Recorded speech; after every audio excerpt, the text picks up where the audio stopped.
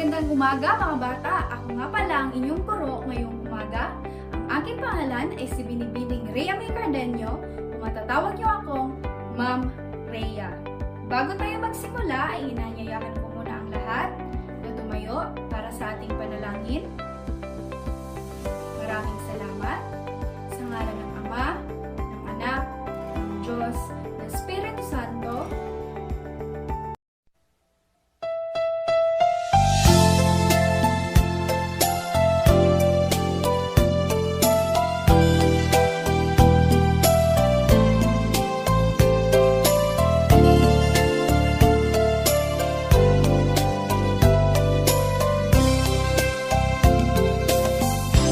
Salamat sa iyo,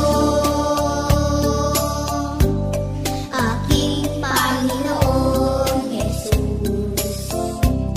Ako'y inibig mo at inangking lubos.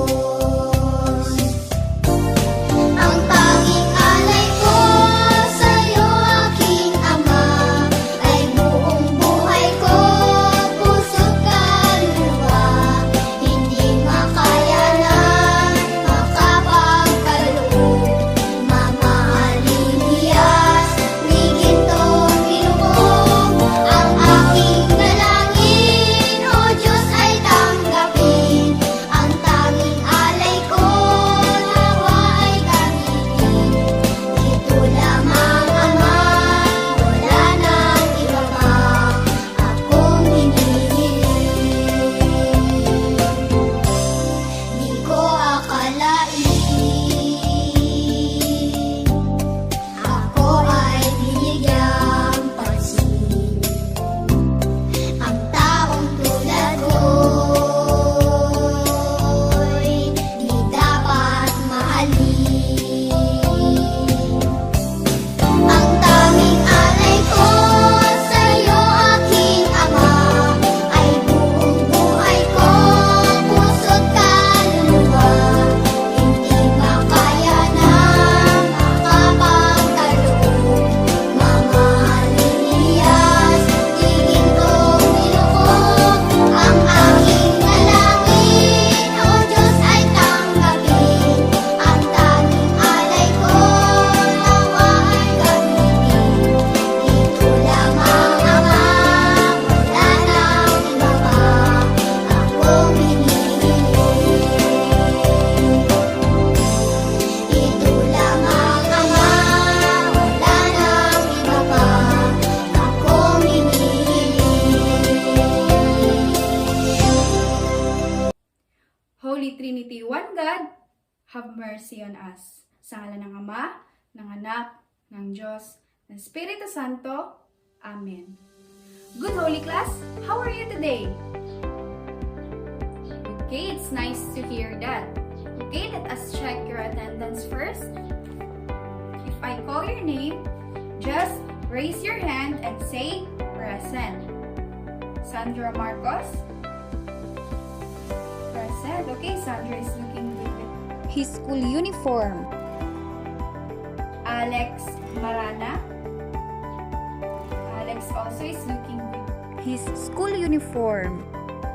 Okay, present lahat kayo ngayong umaga. Lahat kayo ay merong plus points sa araw na ito. I want you to listen carefully so that we can achieve our objectives for today. I have 3 rules and regulations in this class. First is you just raise your hand if you have questions and clarifications. And you are not allowed to go outside if I already discussed in the front of you. And last is, before you leave in this classroom, clean your Desk. first. Understand? Very good. According to our lesson last week, who can still remember what is our topic that we discussed? Anyone? Yes, Anna? Tie-dye po, teacher. Very good. It's all about tie-dye. Okay? Before we proceed in our discussion for today, let us play a game titled Picture This. familiar with this game? Hindi po, teacher. Okay. I have 4 pictures here and I want you to observe each picture and I will call somebody. What did you observe in that picture? First picture.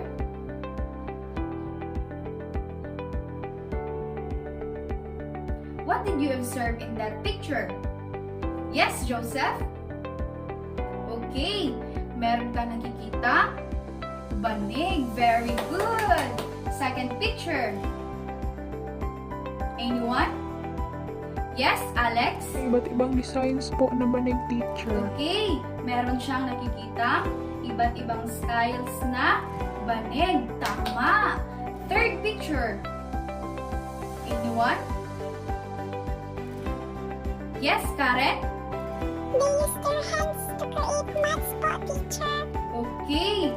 They use their hand to create mats. Okay, very good. Magaling na obserbasyon yon. Fourth picture.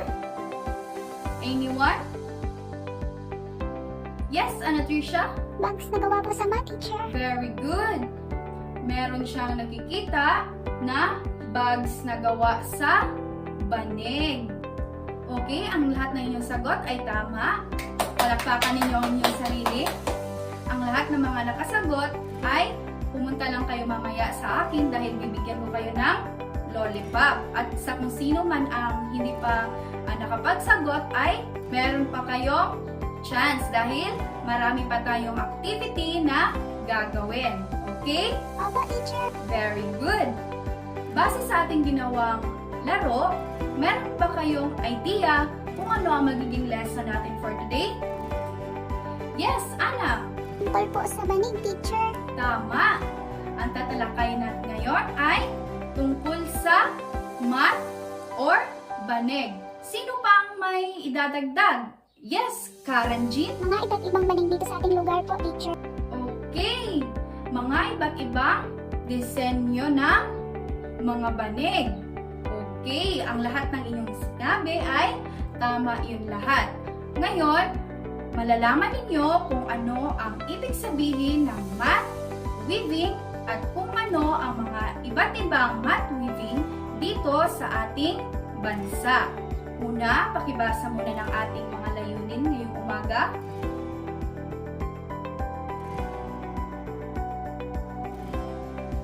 Maraming salamat sa pagbabasa. Pag sinabi nating mat or banig, anong kaagad ang maiisip ninyo? Yes, Joanna? Tama. Maiisip niya kaagad ang kanilang hinihigaan dahil meron daw silang banig sa kanilang bahay. Tama. Ang mat or banig ay isa sa piece of coarse material placed on the floor to protect it from the heat or moisture of an object placed on it. So, pag sinabi nating mat or banig, ito yung mga material na nilalagay natin sa ating floor para maprotektahan yung init or moisture sa isang lugar. Pag sinabi naman nating weaving, ano naman ang maiisip ninyo? Anyone? Yes, Joseph?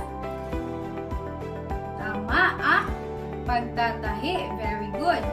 Ang weaving or paglara in Filipino, which means to weave and weaving, has always been an integral part of Filipino culture and livelihood.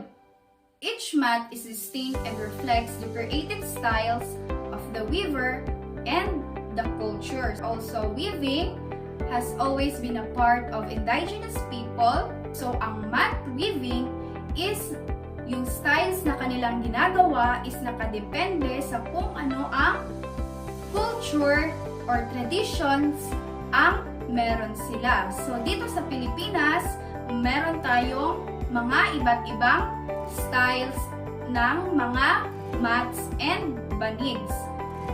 Malalaman natin ngayon kung ano yung mga different mat weaving. Okay, first is samal mat. Here are the example of samal mats. This samal mat is designed wise, undisputed decidedly the most interesting tradition in the whole country. They are most concentrated in the Tawi-Tawi province in the Sulu archipelago. The small mats have 4 general patterns, namely the stripes. Nakikita niyo ba yung stripes? Okay. Multicolor square, checkered pattern of white and other colors, and zigzag pattern. So, pag makikita natin ang mga designs na yon is for samal mat. Okay? Second naman is tausog mat.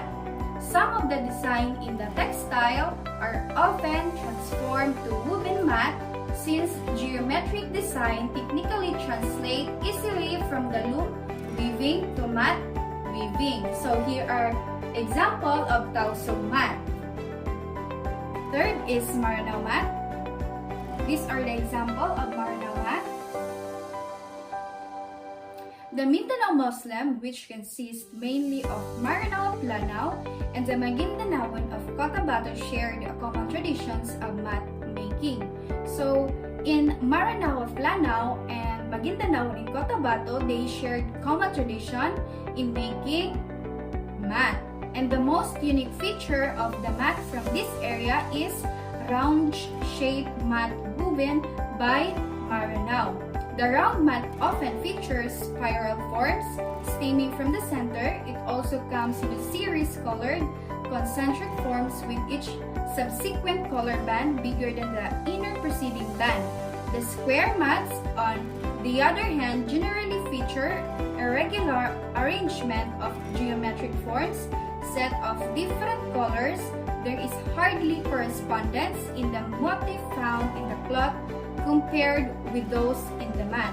So, kung ano yung nakikita nating designs sa Maranao and Lanao, yun din yung nagre-represents sa Magindanaon, Cotabato because they shared common tradition in making mat. The fourth is the Tibuli of Highland, Mindanao. These are the example of the Tibuli of Highland, Mindanao. The Tibuli people viewed today conveys the most relative preserved material culture among the ethnic minorities in the country. This area is generally lined with mats woven out of locally grown reed. The reed closely resembles stripes bamboo, having a glossy outer covering, which is generally resistant to dirt and fluid. The mats are generally uncolored and comes in its natural shade, but occasionally one comes across a few dyed mats. These mats are very durable. Knowing the orientation of the Tibuli is protecting their traditional material culture. One could expect that the use of mat in the area will persist for a long time. Number 5 is Palawan mat. These are the example of Palawan mat. Aligned and pieced together rattan strips to form their mats. The ends are carefully edged by closely weaving it with smaller rattan strips. The technology for making the Palawan mat make it the most durable of all mats made in the country. Ang Palawan mat is mostly ginagamit na decoration sa wall instead na gawin nila for sleeping or ipang-cover nila sa kanilang floor. They use this mat to decorate in their walls. So the 6th mat is the Samar mat. These are the example of Samar mat. This popularity basically stems from its attractive colors as well as its highly affordable prices. Mat maker basically has a border design and a central motif, which often is a stylized rendition of flowers such as sampalita, gomamela, rose, or some orchid. These are the example of romblon mat.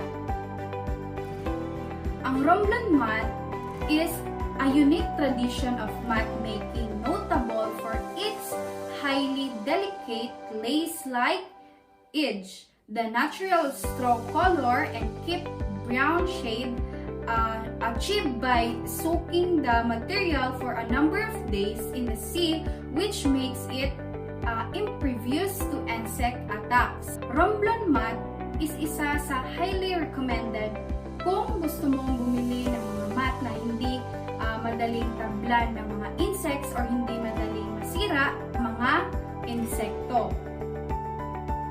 The last mat that we discuss is Cordillera mat.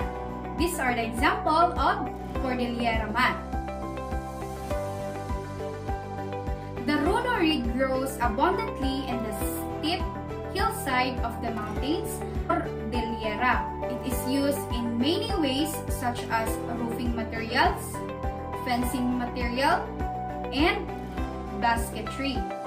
It is also used when lashed together as a sleeping mat to line earthen floor in the traditional buntok or ifugao house. Ngayon ay alam na natin ang mga different mat weaving sa ating country. Nais kong ilabas ninyo ang mga ipinahanda ko na mga materials dahil gagawin na natin ang ating activity na make a paper mat weaving. So, before tayo mag-start ay may inihanda ako short video presentation kung paano ninyo gawin ang mat weaving. Pagkatapos ninyo manood ng video, maaari na kayo magsimula. To begin your paper weaving, you have to choose one large piece of paper that you're going to work with. I chose a black paper, but you can choose any of the available colors that I have. To get started, you'll take that big piece of paper and you're going to fold it in half. So it's like a hamburger style. So fold it perfectly in half. And then we're going to make a mark on the top of that paper using your ruler. Use your ruler and your pencil to measure the width of your ruler on the open side of your fold. So you have a folded side and an open side. And you want to make sure that you're putting that ruler on the open side of your fold. Just lay it right on the edge of the open side. And hold your ruler down and push that pencil against it so you have a nice line at the top of your page. Then you need to create some lines that go from your pencil line to the bottom of your fold. These lines do not have to be straight. They can be curvy. They can be zigzaggy. These are going to be creating your warp strips, or what we call them in weaving. I'm going to be making mine a little zigzaggy. You guys can make yours straight, curvy, zigzaggy. It's totally up to you. The only rule is that that line cannot touch the sides. It has to touch the top and the bottom. It can't touch the sides, so you have to make sure you're touching the top of your pencil line and the bottom of your paper. You don't want them to go off the sides. If you want to get real crazy, you could also make some zigzaggy, some curvy, some straight. It's totally up to you how you make these lines. Don't make too many too close together. You want to keep them about the space of a ruler spaced out so that you can weave your weft strips in and out. But for these warp lines, you want to have a little bit of space in between. Just make sure you have enough so that when you make your weaving, you'll make it nice and interesting. Once you drew your lines, you're going to take your scissors and very carefully cut on your line starting at the folded side, but stopping at our ruler line at the top of our open side. So very carefully cut on those lines and make sure you stop at the line on the open side of your fold. If you cut all the way to the top, your work's going to fall apart and you'll have to start over. So make sure you're paying attention and slowly and neatly cutting right on those lines. Once you're finished cutting all your warp lines, you're going to take your pencil and write your name and homeroom code above your ruler line before we get started weaving. Now you can open your paper all the way up and lay it flat on your table in front of you. Make sure your name is on the back and not on the front. You don't want to be able to see it. We are going to take your weft strips, or the strips that you're weaving with, and we're going to be going over, under, over, under. So I chose to do a rainbow pattern. You guys can use any colors of construction paper that you'd like to for your work. So you can do 2 colors, 3 colors, 4 colors, as long as you're creating a pattern or something that repeats.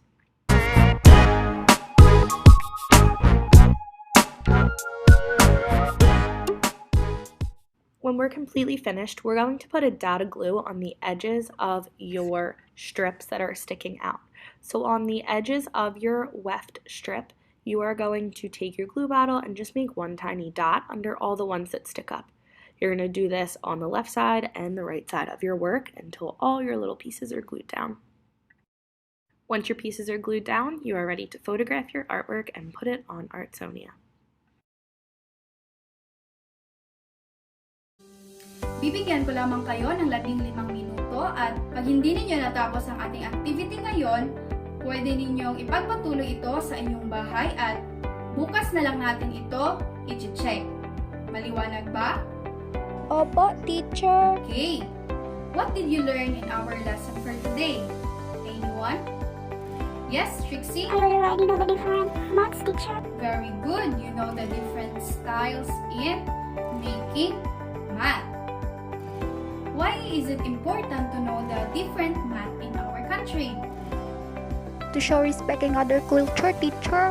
Okay, to show respect in each culture that we have in our country. Very good. Are you enjoying in doing your own style of paper mat weaving? Anyone? Sheena? I enjoy po, teacher. Okay, she enjoyed making her own style of mat weaving.